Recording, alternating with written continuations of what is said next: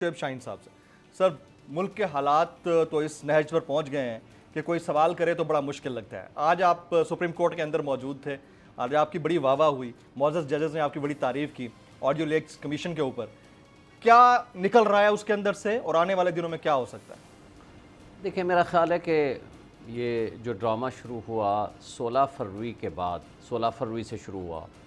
16 فروری کو 3 جج صاحبان نے بیٹھ کے عدالت کے اندر ایک سو موٹو کی ریکمنڈیشنز کی کہ کے پی میں اور پنجاب میں الیکشنز نہیں ہو رہے، کہ جو کہ 1.5 مہینہ گزر چکا ہے، تو اس کے لیے سو موٹو پروسیڈنگ شروع کی جائے تاکہ اس کے بارے میں معلومات ملیں. جی، سیم ڈے جج صاحب کی آڈیو لیک ہوتی ہے یا ڈاکٹر ہوتی ہے یا جو بھی ایک فیک قسم کا ایک پروسیس ہوتا ہے، وکیل صاحب کی آڈیو آتی ہے اور کچھ اور آڈیوز، مطلب ہے کہ 16 سے شروع ہو جاتی ہیں. اور سارا یہ سلسلہ جس کے بارے میں ابھی کمیشن بنا ہے، یہ 16 فروری سے لے کر آج تک کی جانے والی وہ آڈیو لیکس ہیں.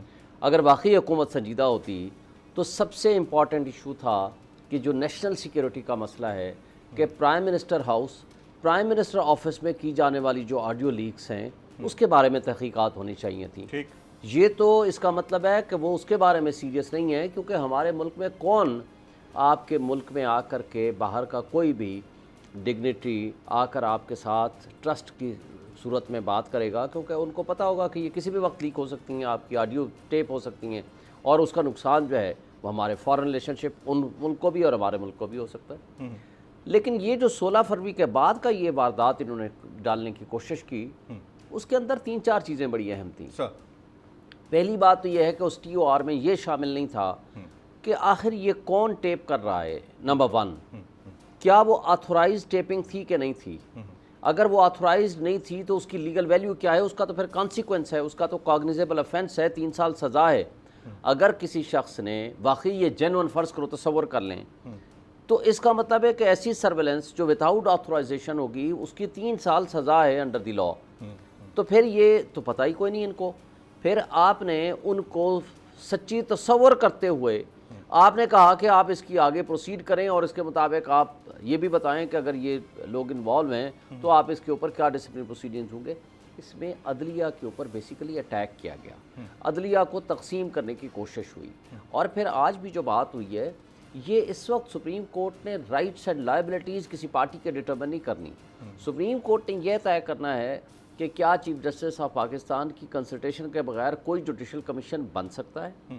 نمبر 2، کیا آرٹیکل 209 اور 211 کے ہوتے ہوئے جو سپریم جوڈیشل کونسل نے کنڈکٹ کے بارے میں اس نے فیصلہ کرنا ہے، کسی جج کے کنڈکٹ کے بارے میں، کیا اس کمیشن کے ذریعے کوئی ایسی سچویشن کریٹ کی جا سکتی ہے کہ وہ جو جوڈیشل کونسل کا نیم البدل ہو جائے؟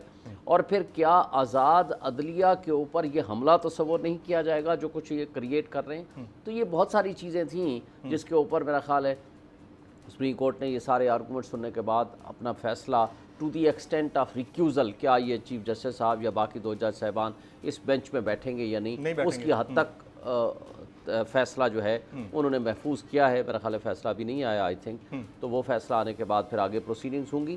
لیکن اصل جو بات پھر یہی رہے گی کہ یہ کیپیسٹی کس کے پاس ہے، کرتا کون ہے، پھر یہ آڈیو ٹیپ کس کی ماں پر ہوتا ہے. اور پھر اس میں ڈسکشن ہوئی کہ ایک ہی ہیکر اکاؤنٹ ہے جس کے ذریعے یہ تمام آڈیوز ریکارڈ لیک ہوتی ہیں. اور پھر ابھی وہ لیک نہیں ہوتی، انٹیریئر منسٹر صاحب آ کر کے وہاں تقریر فرماتے ہیں، پوری پریس کانفرنس کرتے ہیں، اس کو کریڈیبلٹی دیتے ہیں کہ یہ درست ہے اور اس پہ ایکشن ہونا چاہیے. ہاں جی، اور وہ سٹیٹمنٹ ایسے آ رہی ہوتی ہے جیسے اور پھر سب سے بڑھ فیصلہ دے رہے ہوں، جیسے وہ فیصلہ دے رہے ہیں. اور سب سے بڑھ کر یہ کہ دیکھیں، کسی بھی پبلک آفس ہولڈر کو یا کسی بھی سٹیزن آف پاکستان کو وداؤٹ ویریفیکیشن پہلے آپ ڈیفیم کر دیں پورے میڈیا میں، اس کے بعد کہیں جی اب فیصلہ بعد میں ہوگا کہ یہ درست ہیں کہ غلط ہیں.